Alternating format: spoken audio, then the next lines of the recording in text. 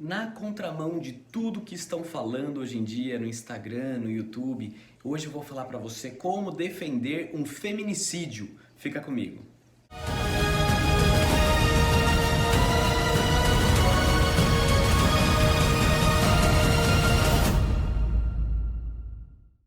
Feminicidas, ou melhor, pessoas acusadas de terem cometido o crime de feminicídio, também têm direito à defesa. Então vamos começar por aí, não me olhe como um crápula, por vezes eu sou contratado por pessoas que são inocentes e que estão sendo acusadas de terem cometido o homicídio contra a mulher em razão do seu gênero, né? na questão doméstica. Então, antes de mais nada, vamos entender qual é a previsão legal. O feminicídio foi introduzido no Código Penal desde 2015. E ele então passou a integrar o inciso 6 do parágrafo 2º do artigo 121, ou seja, faz parte das qualificadoras do homicídio, né, das questões que tornam qualificado o homicídio. Renan, qual que é a diferença entre homicídio simples e homicídio qualificado? O simples a pena é de 6 a 20 anos, qualificado de 12 a 30. 30 sendo uma das penas maiores, hoje pode ser até 40 anos depois da reforma do pacote anticrime, né? Mas então a pena é de 12 a 30 do feminicídio. E diz aqui o inciso 6º do parágrafo 2º do artigo 121, quando o homicídio é cometido contra mulher por razões da condição do sexo feminino. Então veja, eu matei essa mulher, ou estou sendo acusado de ter matado essa mulher em razão da sua condição do sexo feminino.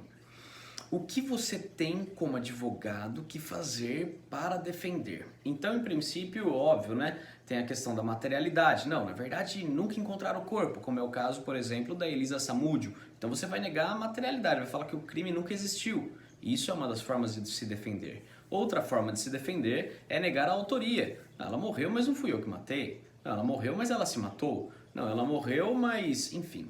Mas foi em legítima defesa, aí você vai admitir a autoria e materialidade, mas você vai trazer uma excludente de ilicitude, é outra forma também, né? Agora, indo diretamente no inciso do feminicídio, que é isso que eu quero trabalhar. Como defender o feminicida em relação a este inciso?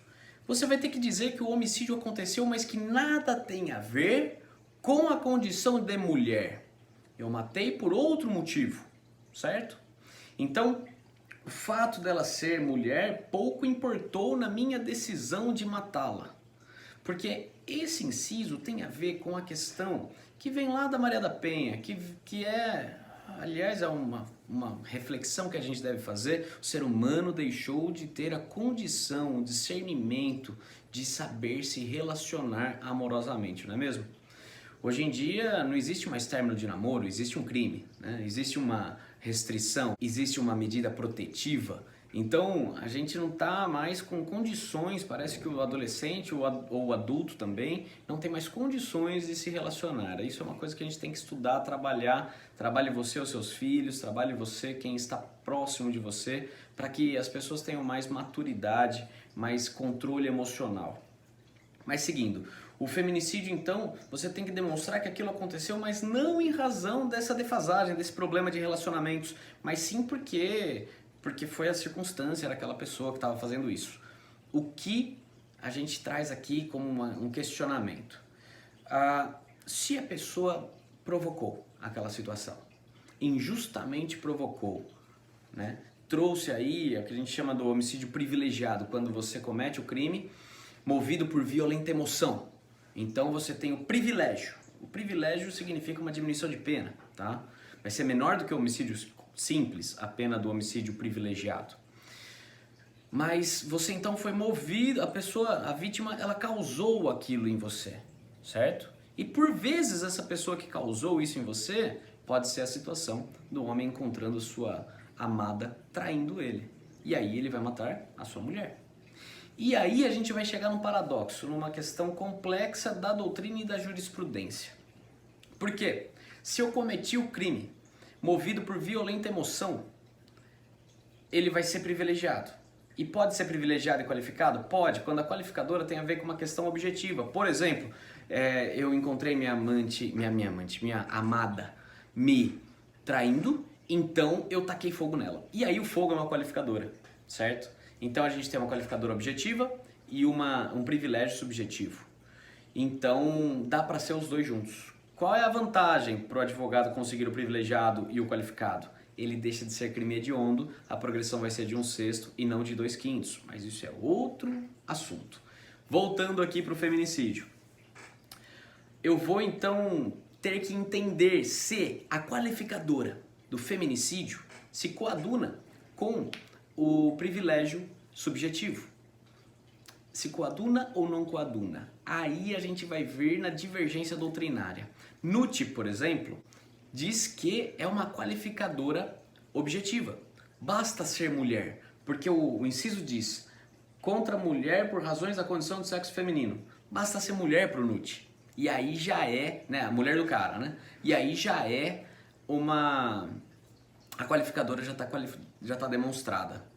Isso para o Nutti. Já o promotor Rogério Sanches, sou muito fã dele, dos livros dele, das obras dele, ele diz que não. A qualificadora deve ser interpretada como subjetiva. E qual que é a vantagem dele interpretar assim? Se eu consigo o homicídio privilegiado, não se quesita o feminicídio.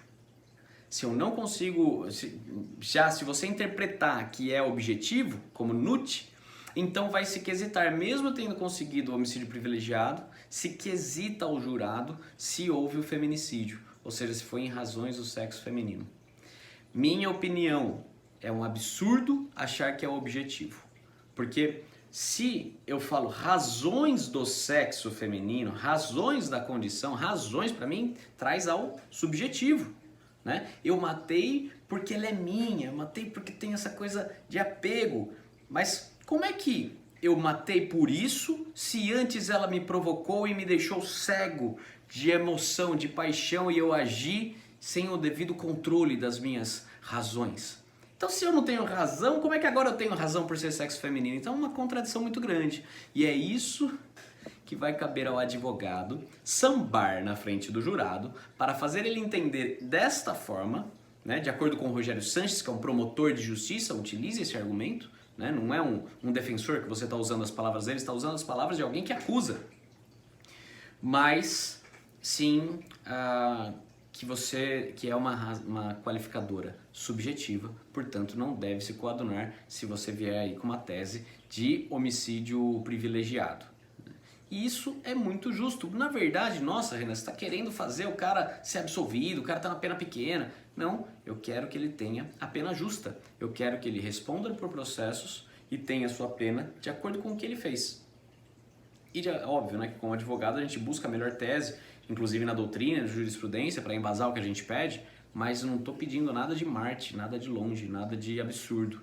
A gente está pedindo simplesmente que seja aplicado direito aos fatos, certo? Portanto, é possível defender um feminicídio? Sim, é possível, embasado no direito, embasado nos fatos e trazendo aí citações, inclusive, como eu mostrei, de promotores de justiça.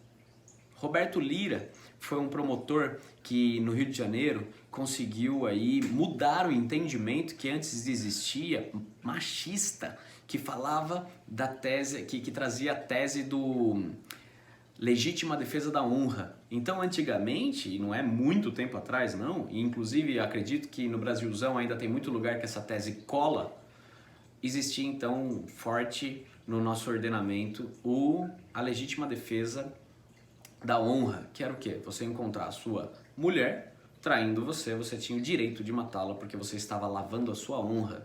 E isso ficou por muito e muito tempo.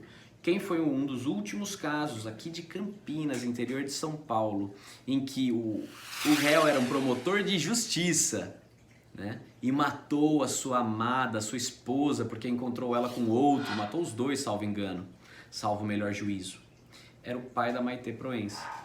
Mas, salvo engano, foi inclusive um dos últimos da nossa região toda aqui que colou esta defesa aqui da legítima defesa da honra. Então não é algo de Marte, algo de longe também. Não, existia também no nosso ordenamento isso e era plenamente aceitável até pouquíssimo tempo atrás. Hoje, inverteu. Na verdade, tornou-se uma qualificadora e se o advogado não for safo, não conseguir demonstrar tudo isso que eu acabei de falar, o cliente dele vai ter uma pena de 12 a 30 anos. Perfeito? Gostaram dessa reflexão? Ela veio um pouco na contramão do que todos estão dizendo aqui. Não, faça o feminicídio, é um absurdo, tal, o cara tem que pegar muita cana. A gente tem que analisar, porque por vezes você vai ser contratado, acredite, por pessoas inocentes. E você vai ter que fugir desse estigma de advogado pilantra, malandro, que só busca aí defender bandido, para conseguir provar a inocência, provar ou conseguir uma pena justa para o seu cliente. Ok? Se você gostou desse vídeo, dá um gostei no vídeo, se inscreve no canal, compartilha nos grupos de WhatsApp, manda para sua turma e fala assim, olha que esse advogado aqui está ensinando a defender um feminicida, que absurdo. E aí, continua com a gente. Um grande abraço.